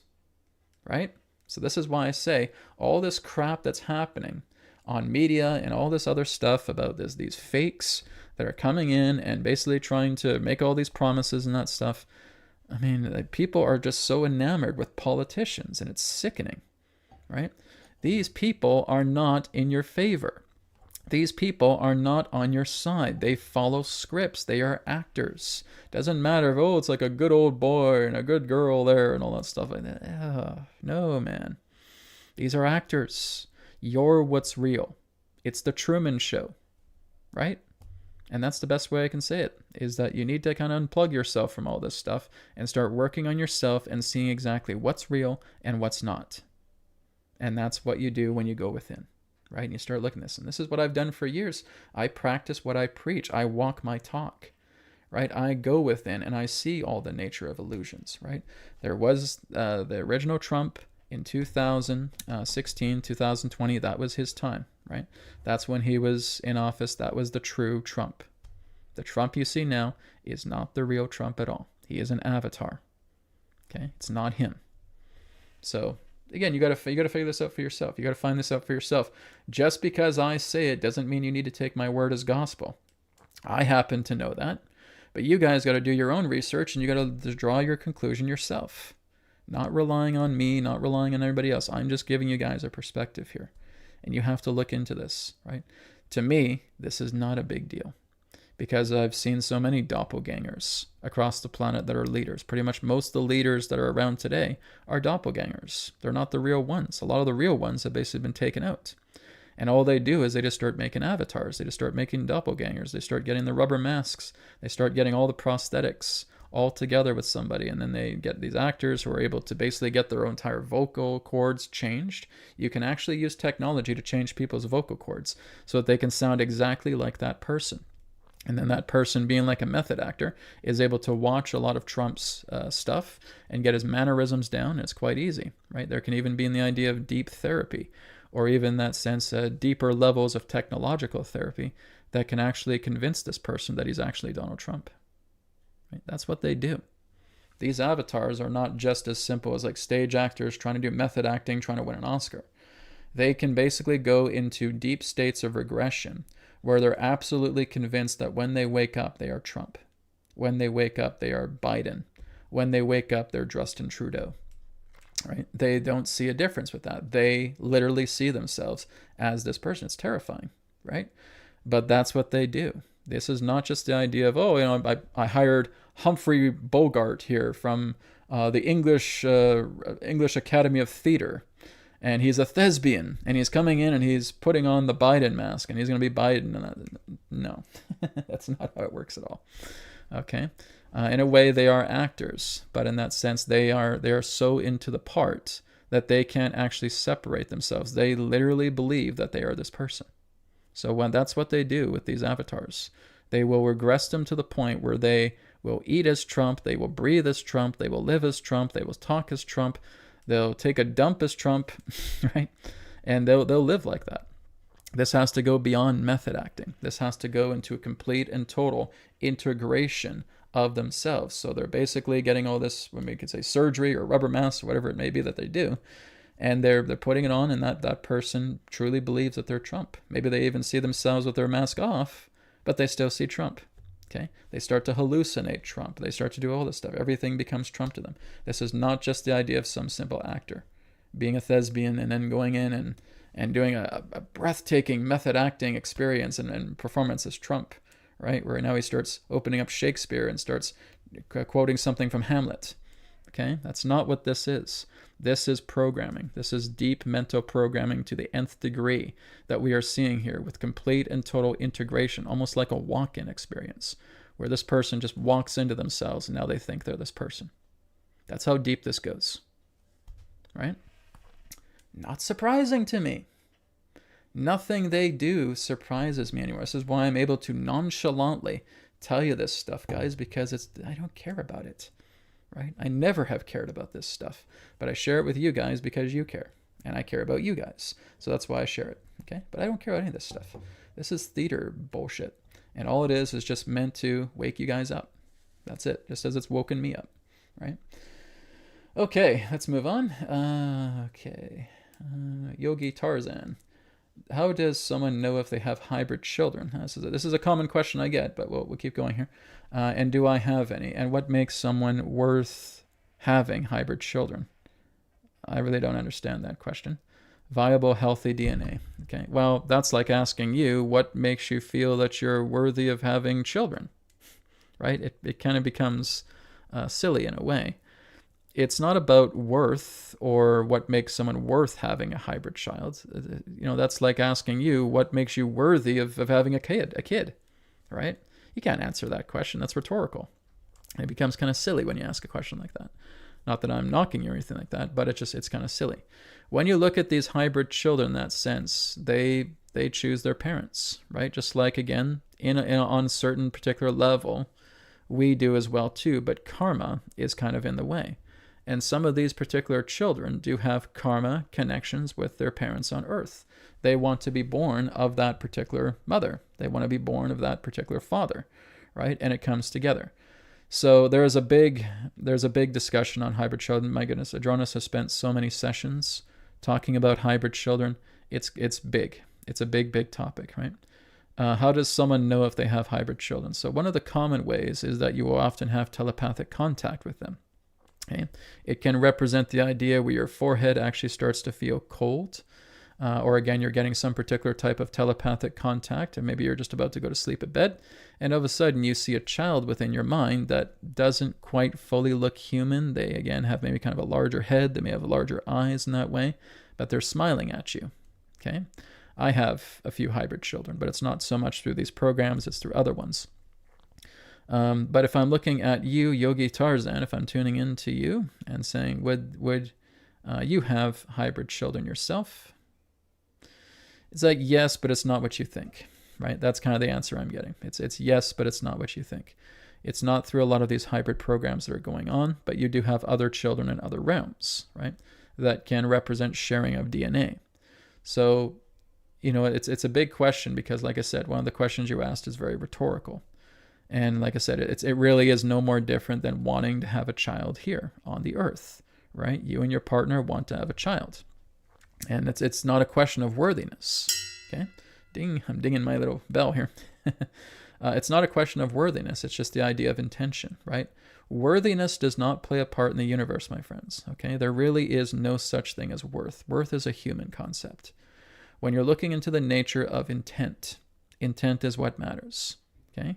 And through the intent comes the nature of perspective, and through the nature of perspective, manifestation is born. So that's what I can share about that. So again, people that do have hybrid children will often see them in dreams. They will see them in telepathic connections. They may, again, just start to drive their car, and all of a sudden they may get an overview of the feeling of their child there. They will go into meditation. They will go into hypnosis. They will start to talk to these children. I've met quite a few people, quite a lot of people actually, who have met their own hybrid kids. Okay, I've even met mine, but like I said, it doesn't come through the traditional avenues of the hybridization between the humans and the grays. These are different programs, okay? And I would say that you have them, but in different programs, not the ones that you think are there. But again, we have that because we're not this. Okay, guys, if I could draw a picture here to give you an idea of what I'm talking about, I think this will probably help you a little bit more, okay? Because it is actually very similar to what a scientist known as Bentoff is trying to explain to other people when he was alive, exactly how the soul works, okay? So if you can, try to pay attention to this. So this is a good drawing of understanding yourself as a human being right there, okay? Through this particular physical body, through this physical life, it is a very, very limited perspective. It is a small dot pertaining to the nature of perspective itself. It's hardly anything because we are, again, working together within a linear-based reality. As you start to move up the ladder pertaining to the nature of dimensions, you now start moving much more into the nature of the subtle body. Okay? The subtle body can represent the idea of a higher octave pertaining to the entity soul. Okay? So as you start to move yourself up through this plane, let's say it's in the astral, okay? This becomes your perception width because you're moving much more into a higher aspect. You're moving much more into the higher aspect that relates a much more closer kindred connection to the soul. So your perception range becomes a lot more wider, okay? Then you start moving up into the realm of the higher self.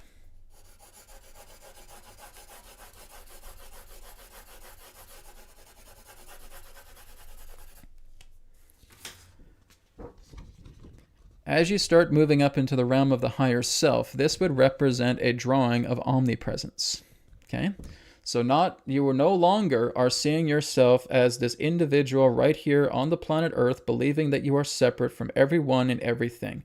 As you start to evolve yourself, as you start to move up, as you start to clear away all of these veils of illusion of separation, you start moving into a greater state of non-linearity. You start to move much more into a feeling of omnipresence. You're not quite there, but you're getting there. You're starting to see how you blend with others all together. Then you start evolving and expanding yourself even more, moving much more into higher states of intelligence, and you start lining yourself together with the higher self, where the higher self becomes the nature of omnipresence. Therefore, when you start moving up into those domains, you start interconnecting with others who want to join you in your journey in regards to moving down the ladder and going into physical incarnation. Now, again, as a physical being, you will not be aware of this because the physical being is under the delusion of believing that they are in separation consciousness. And therefore, you have agreements. Okay? You have agreements on this level. You have agreements on this level. You have agreements on this level. And when you're looking at hybrid children, they can basically be between this level and this level, right around here. And you have already formed connections. You have already formed rapport with these particular beings in realms that you cannot see, in realms that you cannot perceive, not until you start working on yourself a lot more. There's a lot more to life that we are not seeing because we are not aware of these agreements. We are not aware of this expansion of ourselves where we start to integrate, right? I could refer to this second realm here as an integrative astral realm, right?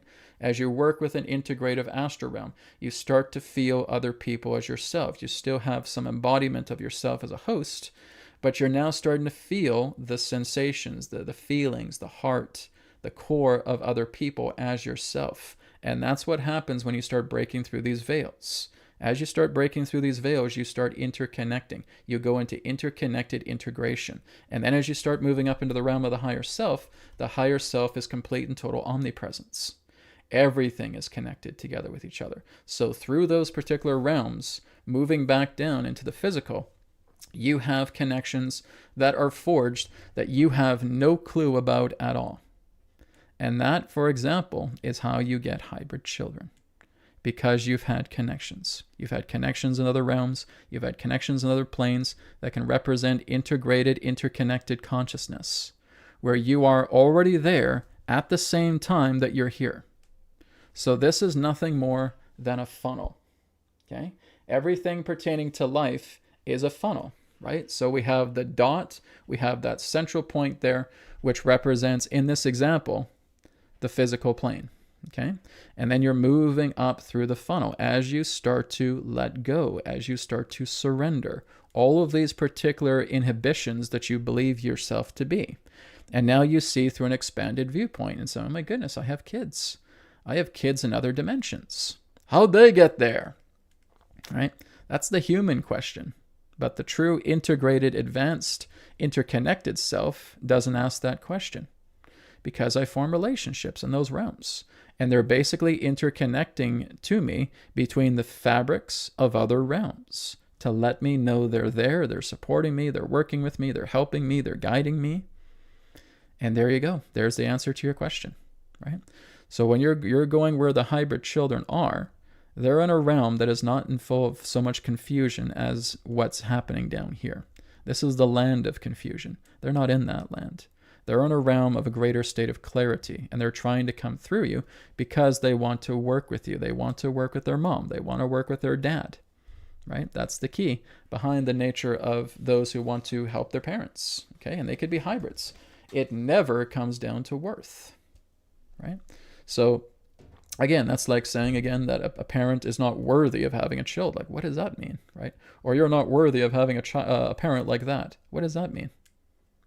Because that's stupid human rhetoric, right? Anybody that comes up to you and says that is unbelievably ignorant, right? This has nothing to do with significance or insignificance, worthiness or unworthiness. It all comes down to intent, right? It's attempting to free ourselves from these ideas of believing that we have to be worthy to have a hybrid kid, because the hybrid kid never saw you in that way. You're you, and the child wants to have that connection with you. Only you. There's only ever you, right? The unique you that you are, they want that connection. Does that have to do with worthiness? No, that all has to do with intent. So I hope that helps, okay?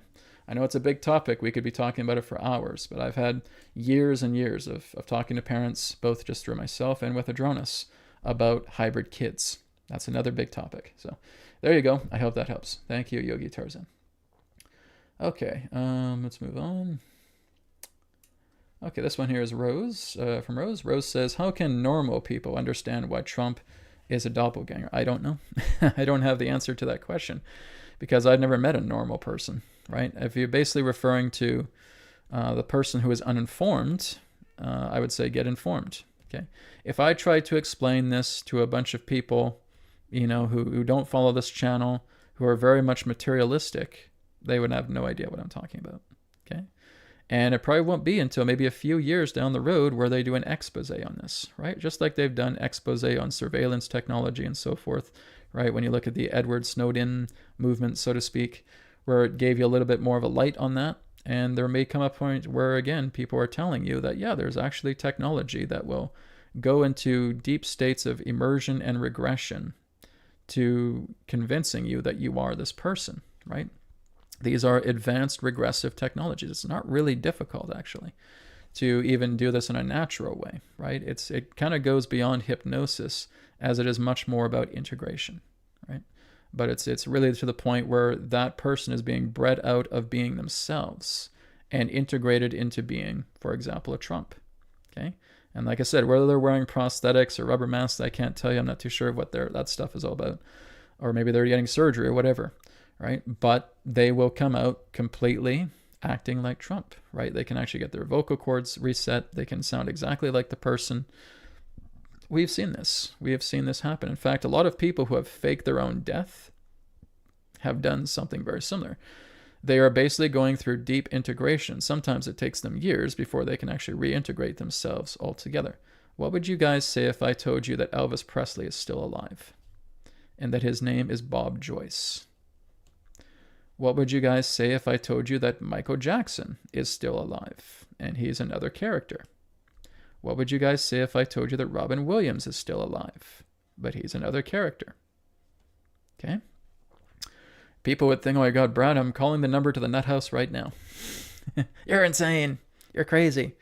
But this is, again, very similar to what they do. They will basically change their appearance completely. Sometimes they'll have plastic surgery, whatever it is they may do. They may cut their hair a different way, and they will try to take on the persona of this person. I can't say if they have the deep regression technology like I'm talking about, but they will spend years in solitude, or again with certain helpers, like a witness relocation program, to basically integrate themselves as this new character, which means they have to get rid of their mannerisms, they have to get rid of their inflections, right? If they had an accent, they got to try and get rid of that. They have to get rid of how they naturally, through habit, behave, and try to get those tics out. And even after years, sometimes they can't. Sometimes some of it leaks through, right? So I guess I would suggest you guys look at someone named Bob Joyce, okay?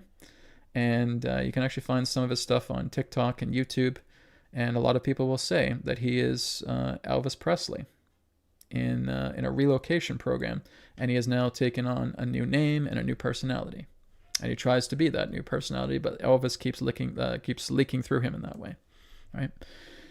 So there you go, my friends. This is it, and I can't tell you how a normal person would do it because I don't live in a normal person's world. I haven't met a normal person ever. A materialistic person. Maybe someone will get it, someone won't. You know, it's not about trying to think that everybody's going to get this or everybody's not going to get this, right? Everybody has shades of gray. It's all a gradient. So I can't tell you, Rose. We have to figure that out based on who comes to me and wants to ask, and we deal it from there. Simple as that. Okay, let's move on.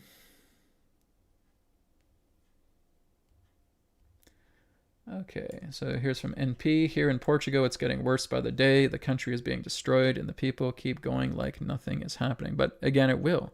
It is going to reach a particular point where it can't be ignored anymore. And you're right. There's a lot of cities in a lot of countries that are basically doing that, right? Where people are still trying to bury their heads in the sand, trying to pretend like everything is okay. But even when you tune into them, they're so much in a state of panic, but they try to act like nothing's wrong, right? A lot of them are just hiding behind their fear. It's going to get to the point where, and this is why it keeps happening in the way, this is exactly why year after year after year, things seem to get more intense. The fire just burns more and more and more. Why are they doing it? Why are they pretending like everything's okay? Everything's not okay. Everything's, right at the bottom of the barrel here, right? We're hitting rock bottom. And again, like I've said, I've talked to people like that. Like, Brad, things are getting worse. We're hitting rock bottom. I said, that's great. What do you mean it's great? Because now you're open to the greatest change. Now you're going to see that the only way to go is up.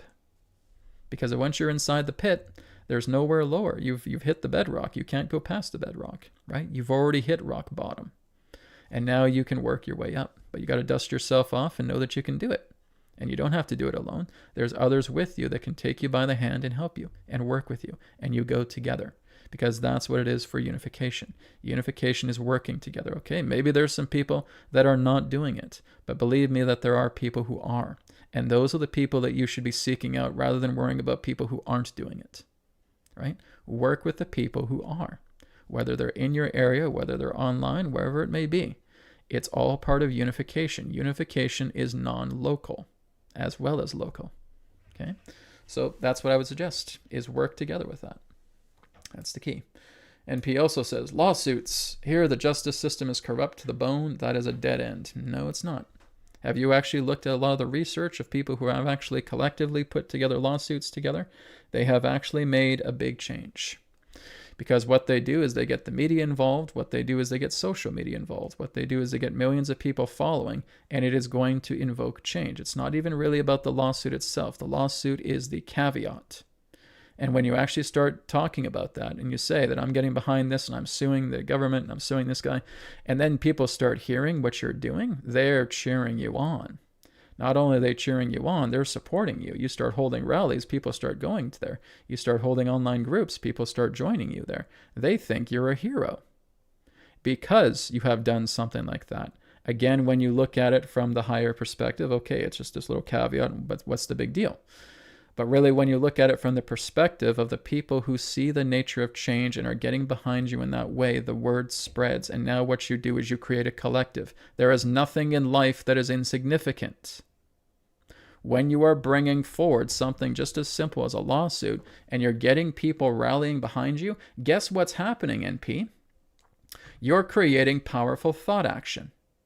You're creating a group collective consciousness that is united in the same front, that is bringing about the change. It's not even about the lawsuit. The lawsuit is just the caveat. It's the hook to bring people in to work together with you because there's common ground.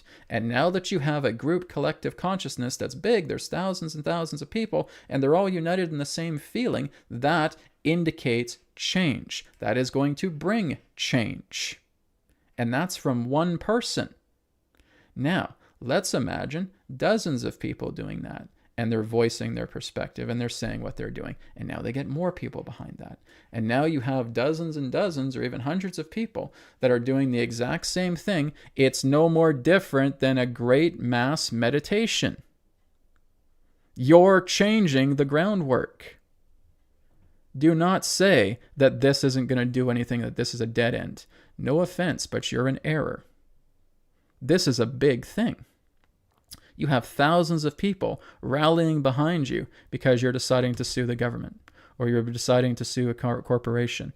And now you're meeting other people who are doing the same thing. You're creating power nodes. That is not insignificant. That is a game changer. That is powerful thought action coming together, and you're basically going to crumble their whole thing. Look at people who have fought the big corporations and won.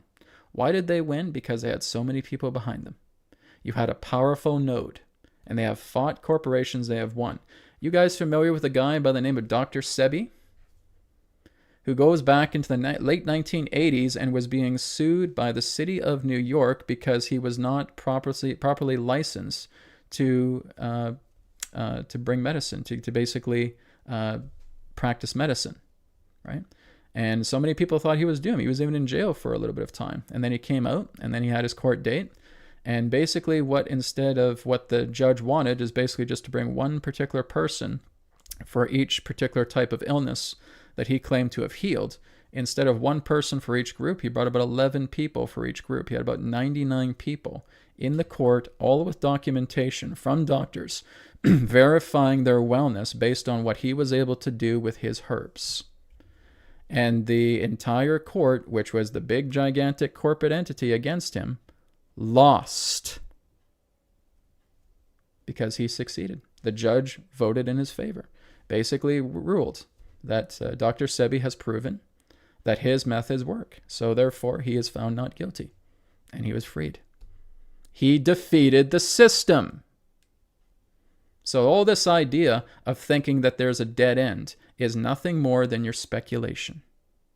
If you actually start doing the research and as you start looking at these people who have had victories, the reason why Dr. Sebi did it, not only was he very intelligent, very charismatic, he knew exactly what to say, but he had people behind him. He had thousands of people behind him. He still has hundreds of thousands of people behind him today, and he's not even here anymore. He left behind a legacy. And that's what a lot of people on this planet are doing. They know how to talk. They know how to gather people. They know how to work together. And by looking at something as simple as a lawsuit, and you're bringing that about, you are creating power nodes. My friends, you have to know the understanding of how the universe is holographic. The holographic universe will fundamentally change when you have enough power nodes of people united in the same thought, feeling, and action. That is what creates flux. And when that flux happens, you see changes around you. Do not dismiss it in ignorance. This is something that's truly powerful. This is why I'm recommending so many people do guided meditations. So many people get involved in thought action. Unite in the same thought, feeling, and action. And you will change the whole fucking world. Sorry to be blunt, but it's the truth. Right? That's how it works. You're going to change. That's why we're in the timeline that we're in right now. Do you know how many disasters we have averted because people have woken up? Half the population would have been extinct by now because of some of the disasters that were happening, that were meant to happen in the past, but we came together, we brought about thought action, and we changed it. We're talking about possible extinction level events, mass poisons, even the idea of trying to bombard the earth with asteroids. They could even do that too, right? Looking into the idea of nuclear eruption, nuclear war. All of that was on our doorstep. What made the difference? People getting together as power nodes, making the difference. Thought in action. I'm sorry for being so blunt, guys, and being so direct, but you need to see this. This is what you need to understand about how reality truly works, because the majority of us don't have a clue. And those of us who do have a clue that are coming in and telling you guys, this is all you have to do. And then it's open for debate, right? And it's okay. How long do you want to constantly debate before you start putting this into action yourself and seeing it and watching it happen? Look at all the documented reports of people who have been in mass meditations and what they've been able to do. That they have actually been able, through their own power, to get countries to drop their arms, to not fight, to actually come in a resolution. Maybe it's through a court, maybe it's through a government, maybe through it's a parliament. Nonetheless, it plays itself out to avoid wars, to avoid serious fighting. Look at what we all collectively did for COVID. Do you know how long COVID was supposed to last for?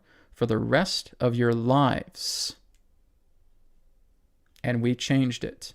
So don't go telling me that this stuff is a dead end, because it's not. What matters is the power node behind it. Do not underestimate the power of the people, because we're the ones that make things happen, not some stupid politico schmo. The only reason that politico schmo, that jabroni, has any particular power is because people are behind him or her. There's a fundamental difference about what we are able to do as a people on this planet when we rally behind each other. We create those power nodes, you shift timelines, you shift the planet, you move into higher ground. And by God, I've been saying this for years, is that you get together, you work together, you have the power of thought. And people don't understand how powerful thought is. They don't understand how powerful their actions are. They don't understand how powerful their feelings are, because it's such a subtle thing. But when you unite and you create a grid and you have people that are working together with you for a common cause, my God, it's going to change everything. And that's what I've been trying to tell you guys for the years that I've been here, is that when you do this, you will make everything change and everything can be better. You don't have to go through this intense transition, but we're doing it because so many of us are afraid. You're scared half to death, but you got to let go of that fear and you got to look at the power of your resolve. That's what I've been trying to say. That's why none of this stuff matters to me, because I know the solution. And it's just a matter of us coming together and doing it, because we can change things. And it can start off with a simple lawsuit. And it can start off with a simple court case. And it can start off with a simple guided meditation. And it can now start to brood itself further into mass meditation, into mass support for a person who's winning a court case. The little things can make the biggest differences. And Pia, I want you to remember that. That's why I have to share what I share in the way that I share, because it's important. This needs to get through. So important, right? Okay, let's move on. Okay. How are we on time? We've got 10 minutes left. Okay, so we'll do about 10 more minutes. Let's see. I'm going to go through some of the questions here.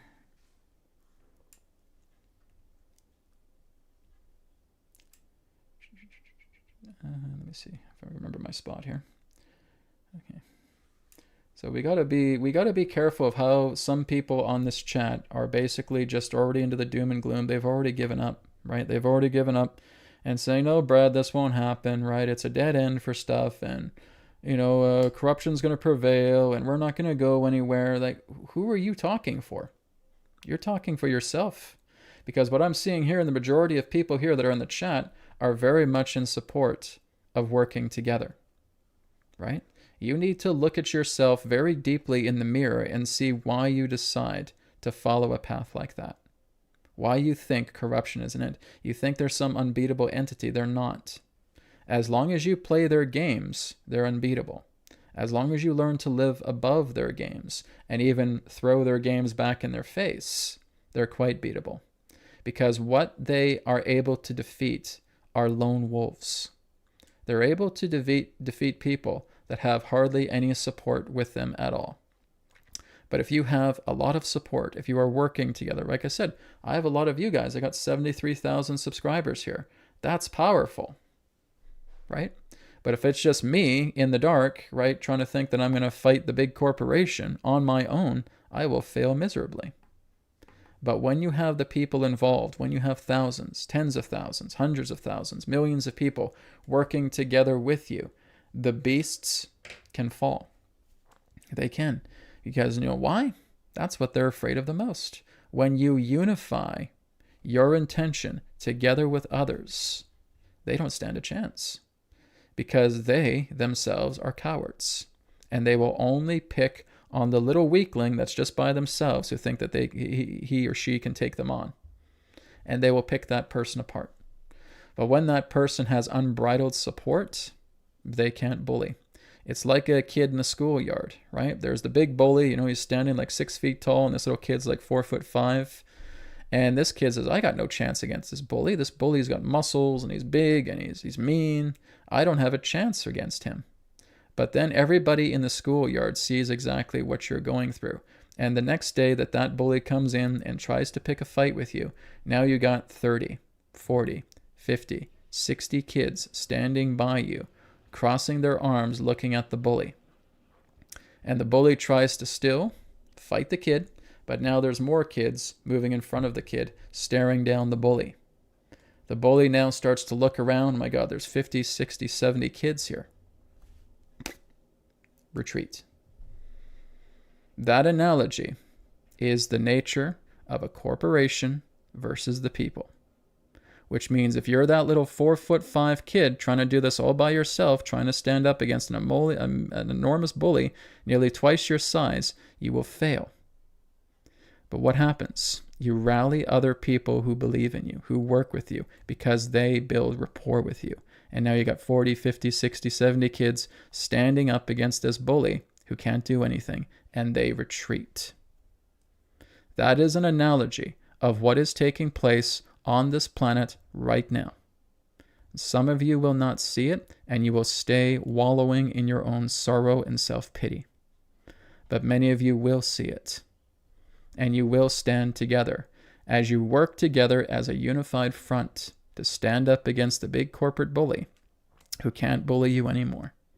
Because now the millions of people are waking up, because the millions within critical mass are now starting to happen, and this is all part of a divine plan that is taking its hold and starting to clear away. I would love you guys to come back in the year 2030 and still tell me if this shit is going on, because it won't be. So I'll see you guys in 2030. Let's see if this is still happening, huh? And then see what happens. Again, it's like people who just started in 2020. This happened.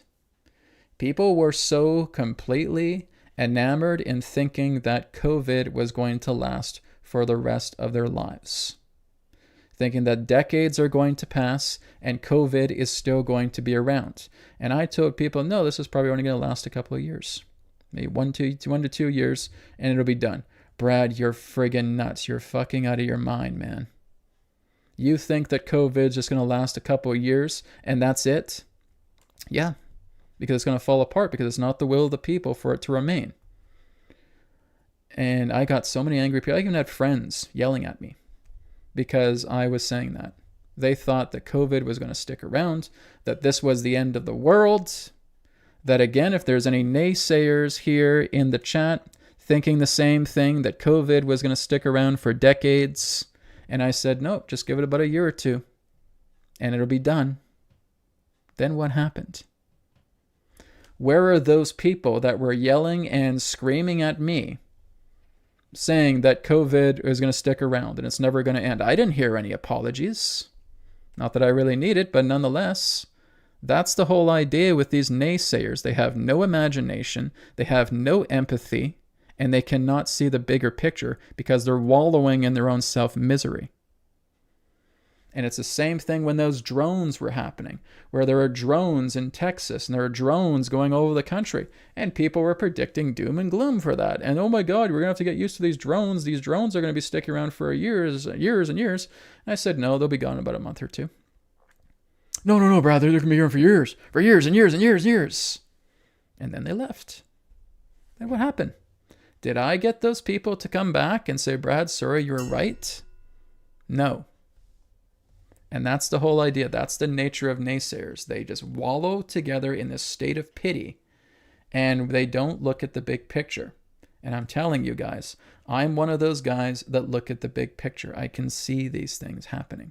It's not hard. It's easy when you start working on yourself, right? I'm not saying you guys need to 100% believe me. But like I said, this is where I say you guys can go in and do the exact same thing. And when you arrive at the same conclusion, come back to me. And some of you have. He said, Brad, I've seen it too. This only lasts a few months. I'm beautiful, man. There's a brother of mine. There's a sister of mine, right? We're speaking the same language. And that's all I'm telling you guys to do is get over your sorrow and your pity and your traumas, because we have the ability to cure them all. And now start going into those higher planes. Start looking from a higher vantage point. You can't see shit from here. And if this is how you live, you will not know anything. You will not see what is to come. You will basically be at the mercy of physicality that has no foresight whatsoever. In order for you to get the least little bit of foresight, you got to go up here. And if you want to get the grander foresight, you go up here. Where you and the higher self are one. Where you and interconnected consciousness are one. And I've told you guys how to do that. I've told you pretty much in every single episode. It all starts with the breath. It all starts with straightening the spine. It all starts with calming yourself down. It all starts with dilating your eyes. It all starts with large saliva production. It all starts with feeling a bit of that heaviness in the body, where you now start moving yourself into subtle states of being. And now you see everything. Everything unfolds. Everything expands. Everything's here. And now you can see it. I saw this whole idea of people standing up in cities by the thousands, by the millions. Do you know when? All the way back to 2020. I saw that 5 years ago. And now it's finally here, right? One of the challenges is putting dates on these things. You think it could be this year, it could be the next, right? But nonetheless, you see the event. And like I'm saying, oh my God, this is like one of my visions I saw when I was going into higher states. I was seeing all these different people in all these cities standing up, and it's like a sea of humanity. You don't even know where it ends. And 2026 is going to be full of that, absolutely. And people are going to stand up, and the naysayers are just going to be naysayers, which means haters going to hate, lovers going to love, right? So let's wrap it up there for today. Right? Enough of my blunt talk for one day. I hope you guys all just look at this, right? Just look at it, because it is a perspective. I'm not saying that I'm Mr. Gospel here, because I'm not, right? And there could be things that I'm wrong about, and I have had things that I'm wrong about. But when I look at these things and I see them happening right now, I can see, yes, this is it, right? This is the grand change. This is the big time. We're about to see everything unfold, and it's a showdown, okay? And all I ask for you guys to do is just follow and see what you see. I love to hear your perspectives about what you experience when you go up there, right? Because to me, that's telling me there's my brother talking. There's my sister talking, right? And that's what I see as family. The true family are the ones that are standing together in these higher planes and seeing these things and educating people and working together with them. Those are my great brothers and sisters. Right? Even the people that aren't there, you're still brothers and sisters as well, but your big brother is giving you a bit of a butt kicking right now to get you out of your funk, to kick you in the butt and say, come on, get up out of that, right? That's not going to do anything.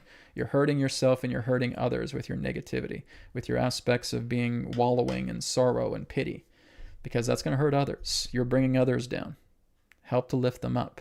That's what makes the difference, because as I just told you through walking down memory lane, what we've been able to achieve together as a people. Don't forget that. That's important. This is why you always want to relish in the triumphs that have happened, not only through yourself, but throughout human history, to where we've triumphed together. For what was supposed to be many, many years of COVID nonsense, we knocked it down in 2 years. That's how powerful we are when we come together. All right? Take care, everybody. Blessings to you all. I will see you again on Wednesday. Wednesday will all be about the Earth Intelligence Report, talking about the Mandela effect. Blessings to you all. Take care. Namaskar, and may be well with you. Bye for now.